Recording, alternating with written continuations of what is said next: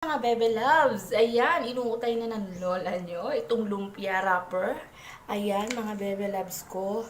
Hindi pa naliligo ang lola nyo, kaya ganyan na itsura. Ayan, pero lalapang muna tayo. At kanina ko pa nilalantakan to.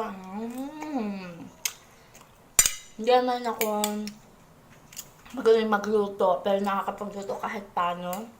At okay din naman yung lasa niya. Mga bebe loves, gumawa ako ng egg wrapper, pero itong lumpia pwedeng wala nun. So, nag-try lang ako gumawa ng lumpia wrapper. Well, ayun yung nangyari.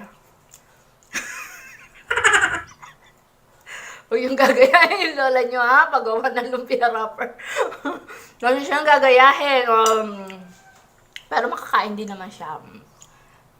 Yeah.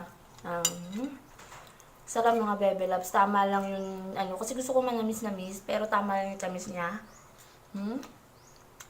Masarap. Masarap.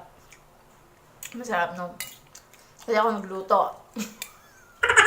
Ayan mga bebe loves. Yummy.